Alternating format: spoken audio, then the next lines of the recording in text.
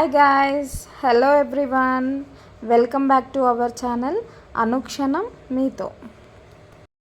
5 రోజులకే నిమజ్జనం చేయాల్సిన మా వినాయకుడు అయితే ఇంకా 9 రోజుల దాకా ఇంట్లోనే ఉన్నాడు. అయినా కూడా ఈ 9వ రోజు కూడా నిమజ్జనం అనే పేరు తీసినా కూడా అసలు అయ్యో ఇప్పుడేనా అన్నట్టయితే అనిపిస్తుంది.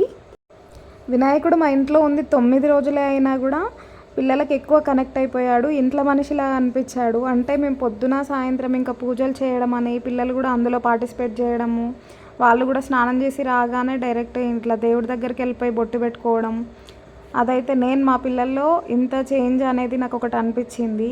ఈరోజే అంటే ఈ పూజ టైంలోనే కాకుండా ప్రతిరోజు ఇలానే పిల్లలు చేస్తే బాగుండు అన్నట్టయితే ఒకటి అనుకున్నాను. నిమజ్జనం దగ్గరకు వస్తుంది అనుకుంటూ ఇంకా అలానే పడుకున్నాము. నైట్ అయితే బరువైన హృదయంతో ఇక పొద్దున్నే లేచి పనులన్నీ చేసుకొని పాయసము పంచామృతాలు అలా రెడీ చేసుకొని ఇంకా పూజ అయితే స్టార్ట్ చేసుకున్నాము. ఈ నవరాత్రులకు ముందు పిల్లల్ని ఎంత లేపినా కూడా స్కూల్ టైం అవుతుందిరా అది అనేసి ఎంత లేపినా కూడా లేచేటోళ్ళు కాదు. ఈ 9 రోజులు ఇంకా వినాయకుడు మా ఇంట్లోకి వచ్చినప్పటి నుండి అయితే ఇంకా వినాయకుడి కోసము పొద్దున్నే లేవడం అయితే స్టార్ట్ చేశారు. ఈరోజు కూడా రోజులానే పొద్దున్నే లేచారు. ఇంకా వినాయకుడు వెళ్ళిపోతాడమ్మా అనేసి అంటే ఇంకా వాళ్ళు దానికోసం కూడా అయ్యో వెళ్తాడా అన్నట్టయితే ఒక సాడ్ ఫేస్ అయితే వాళ్ళలో కనిపించింది.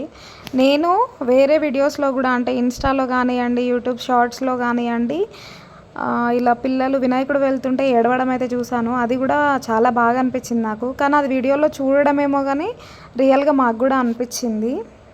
రోజు కంటే ఈరోజు పూజ చాలా నవ్వుకుంటూ అలా అయితే హ్యాపీగా చేసుకున్నాము. పిల్లలు కూడా హారతి తీసుకోండిరా అంటే ఎక్కువ టైమ్స్ తీసుకోవడం, ప్రదక్షిణ చేయండిరా అంటే ఎక్కువ సార్లు చేయడము అలా చేస్తుండే. ఎందుకు ఇలా చేస్తున్నారా అంటే ఇంకా వినాయకుడు వెళ్ళిపోతున్నాడు కదా, మళ్ళీ రోజు ఇలా చెయ్యం కదా అన్నట్టు అనుండే. మార్నింగ్ పూజ కంప్లీట్ అవ్వగానే ఇంకా నిమజ్జనం చేస్తే పిల్లలకు కూడా డే టైం అలా గడుస్తుంది. ఇంకా నిమజ్జనం చేసుకొని స్లోగా అక్కడ కాసేపు ఉండి ఇంకెవరిదైనా వినాయకులు అలా నిమజ్జనం చేస్తుంటే చూస్తూ ఉంటారు అనేసి అనుకున్నాను. కానీ ఇంకా మాకు కూడా మళ్ళీ నిమజ్జనం ఇప్పుడే ఎందుకు అట్లా అన్నట్టయితే ధైర్యం రాక ఈవినింగ్ వరకు ఉంచుకున్నాము. ఇంకా రోజులాగే ఈవినింగ్ పూజ అయిపోయిన తర్వాత చేద్దాంలే అన్నట్టు ఆగిపోయాం. ఎంత ఆగినా ఈవినింగ్ చేయాల్సిందే కాబట్టి ఈవినింగ్ టైంలో కొంచెం ఫాస్ట్గా చేసుకొని ఇంకా కదిలించేసాము.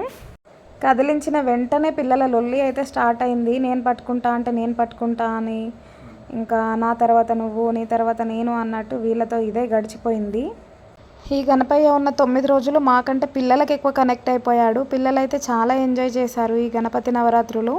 ఇంకా మాకు ఇంట్లో నుండి ఇంకా రోజు సాయంత్రం అయిందంటే వీళ్ళతో ఇంకా కాసేపు ఒక హాఫ్ అన్ అవర్ కానీ ఒక 20 మినిట్స్ అయితే అలా పూజ దగ్గర కూర్చునేవాళ్ళు.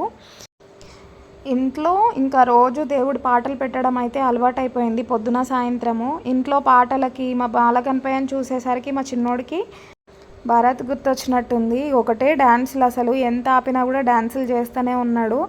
ఎందుకు నాన్న ఎంత చేస్తున్నామని అంటే అందరూ డ్యాన్స్ చేసుకుంటూనే కదా మమ్మీ వినాయకుడిని తీసుకెళ్తారు అని అన్నాడు. కానీ ఇంకా వాళ్ళ ఆనందాన్ని మేమెందుకు కాదనాలి అన్నట్టయితే మేము కూడా ఎంజాయ్ చేసాం. వాళ్ళు డ్యాన్సులు చేస్తుంటే మాకు కూడా చాలా హ్యాపీగా అనిపించింది. అప్పట్లో మన చిన్నప్పుడు గ్రామానికి ఒక వినాయకుడు అని, ఊరికొక వినాయకుడు, పల్లెకొక వినాయకుడు అన్నట్టు ఒకే వినాయకుడిని ఊరేగింపు చేస్తుంటే చాలామంది వచ్చి చూసేవాళ్ళు. కానీ ఇప్పుడు పల్లె నుంచి పట్టణం వరకు గల్లీకొక వినాయకుడు అని, గడపకొక వినాయకుడు అయిపోయాడు. మన ఇంట్లో మనం ఏ లోటు లేకుండా ఎంత బాగా చేసుకున్నా కూడా 10 మందిలో చేసుకునే ఊరేగింపు, 10 మందితో చేసుకునే పండగ ఎంత బాగుంటుంది కదా. పిల్లలు దేవుళ్ళతో సమానం అని అంటారు కదా. మా పిల్లలు డ్యాన్స్ వేస్తుంటే మాత్రం మా పిల్లలతో పాటు వినాయకుడు కూడా లేచి డ్యాన్స్ వేస్తాడా ఏంటి అనిపించింది. వినాయకుడు మా గడప దాటినప్పుడు తెలియలేదు, కానీ తర్వాత చూసుకుంటే మాత్రం అసలు మా ఇల్లంతా చిన్నబోయింది. పిల్లల్ని గమనించారా, ఒకరు కాకపోతే ఒకరు ఇంకా వినాయకుడిని కావాలని పట్టుకుంటూ నేనంటూ పోటీపడి మోసుకుంటూ ఇంకా ఫోటోలకు పోజులు ఇస్తున్నారు. వినాయకుడిని కదిలించినప్పటి నుండి అసలు ఒక్కసారి కూడా వినాయకుడిని వదలలేదు. వీళ్ళు అల్లరి చేస్తే ఒక్కొక్కసారి మాకే ఎలానో అనిపిస్తుంది, ఒక్కోసారి కోపం వస్తుంది. వినాయకుడు ఎలా భరించాడో అంతసేపు వీళ్ళ అల్లరి. ఈ బాలగణపయ్యకు మాటలు వస్తే ఈ బాలలను ఏమనేవాడో. వినాయకుడిని కదిలించినప్పటి నుండి పట్టుకొని నేను అని పట్టుకుంటుంటే నేనేమో అనుకున్నా. కానీ ఇంకా తర్వాత కిందికి వెళ్ళేసరికి మొదలుపెట్టారు వీళ్ళ లొల్లి. అంతా బాగానే జరిగింది, బాగానే ఎంజాయ్ చేస్తున్నారు. ఇంకా వినాయకుడిని కూడా బాగానే చూసుకుంటున్నారు కదా అనుకునే లోపు వీళ్ళ ఫిట్టింగ్ ఏంటి అని అంటే ఇంకా మేము నిమజ్జనం చేయడానికి వెళ్తామని రెడీ అయిపోయారు. చేసేదేం లేక నేను కూడా ఇక సరే వెళ్ళండి అనేసి నిమజ్జనం దాకా ఇంకా వెళ్ళనిచ్చాను. చబ్బి చాలాసేపటి నుండి ఇలా ఎత్తుకొని ఇంట్లో నుండి బయట దాకా తీసుకొచ్చింది. ఇంకా మొత్తం నువ్వే ఎత్తుకోగానే కారులో మాత్రం నేనే పట్టుకుంటా అని సీట్ ఆపడానికైతే ఫాస్ట్గా ఉరికాడు. మా గణపయ్య ఏమో ఎవరో ఒకరు ఎత్తుకొండ్రా అన్నట్టు ఫేస్ పెట్టాడు. పిల్లలేమో ఎవరు వదలట్లేరు. వాళ్ళిద్దరికి తోడు మా ఆయన కూడా ఒక్కసారి వదలలేదు. ఈ ముగ్గురు ఇలా సతాయించి ఎక్కడ కూర్చోబెడతారో అనుకున్నాను. చిన్నోడు మాత్రం ముందు కూర్చోబెట్టినానా అని ముందు కూర్చుంటే ఇంకా చబ్బి అస్సలు వదలకుండా వెనకనే పెట్టినానా, నేను వెనకాల మంచిగా పట్టుకొని కూర్చుంటాను, గణపయ్య నేనే కదా ఇట్లా ఇద్దరం కూర్చుంటాం అనేసి ఇంకా పట్టుకొనే కూర్చుంది. ముందు కూర్చోబెట్టట్లేరు, నాకు ఇవ్వట్లేరు, మొత్తం చెల్లెకే ఇస్తున్నారని చిన్నోడు ఏడిస్తే ఇంకా చబ్బి చెప్తుంది, అన్నయ్య వినాయకుడికి కూడా సీట్ బెల్ట్ పెట్టాల్సి వస్తుంది, ఇద్దరికి కలిపి అయితే సీట్ బెల్ట్ పట్టదు కదా అని చెప్తుంటే మేమే షాక్ అయినాం. ఇలా వాయిస్ ఓవర్ ఇస్తున్నాను కానీ ఇంకా వినాయకుడు వెళ్తుంటే అయితే అసలు ఈ మాత్రం కూడా మాట్లాడలేకపోతుంటేనే నాకు అసలు చాలా బాధగా అనిపించింది. మళ్ళీ ఒకసారి అయితే మా వినాయకుడిని చూడండి ఎంత ముద్దుగా ఉన్నాడో. వెనకాల శివలింగం, త్రిశూలం కలిపి వచ్చాయి కాబట్టి ఇంకా చాలా అందంగా అనిపిస్తుంది. ఈ త్రిశూలం శివలింగం ఉంది కాబట్టి ఇంకా అట్రాక్టివ్గా అనిపించింది నాకైతే. వినాయకుడితో పిల్లల్ని అయితే చూశారు కదా, మీకేమనిపించింది అనేది అయితే నాకు కామెంట్లో చెప్పడం మర్చిపోకండి, తప్పకుండా రిప్లై ఇస్తాను. ఇలానే ఉంటే ఇంకా వీళ్ళు ఇలానే సర్దుతూ ఉంటారు, నేను ఇలానే వీడియోస్ తీస్తూ ఉంటాను అనేసి ఇంకా మా వారైతే బాయ్ చెప్పేసి ఇంకా స్టార్ట్ అయ్యారు. వినాయకుడు ఎలాగో చబ్బి చేతిలో ఉన్నాడు కాబట్టి ఇంకా చిన్నోడు సాంగ్స్ ఆపరేటర్ అన్నమాట. మొత్తం వినాయకుడి సాంగ్స్తో అసలు నాన్ స్టాప్ ఇంకా జర్నీ మొత్తం సాంగ్స్తోనే ఇచ్చేశాడు.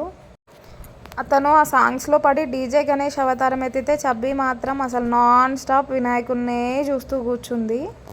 నిజం చెప్పాలంటే అసలు మార్నింగ్ లేచినప్పటి నుండి స్టార్ట్ చేస్తే నైట్ పడుకునేంత వరకు కూడా ఈ వినాయకుల ఊరేగింపు సౌండే ఉంది. ఇంటి చుట్టుపక్కల కానివ్వండి, బయట రోడ్ల మీద కానివ్వండి, అసలు మొత్తం ఈ సౌండ్లకి నేను అసలు నా జీవితంలో అంత జాండుబాం వాడి ఉండను. అసలు చాలా హెడేక్గా ఉండే.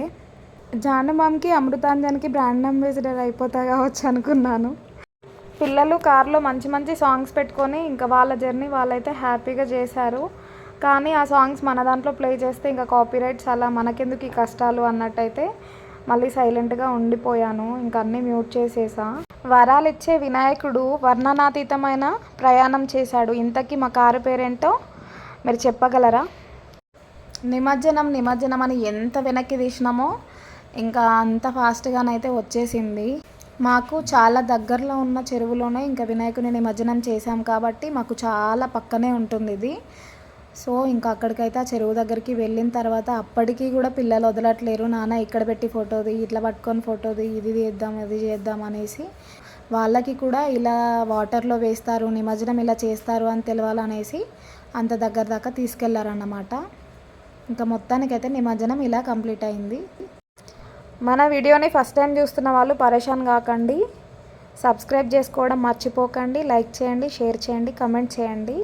Thank you for watching. నిమజ్జనం చేసే ముందు దిగిన కొన్ని ఫొటోస్ చూసేయండి. Thank you.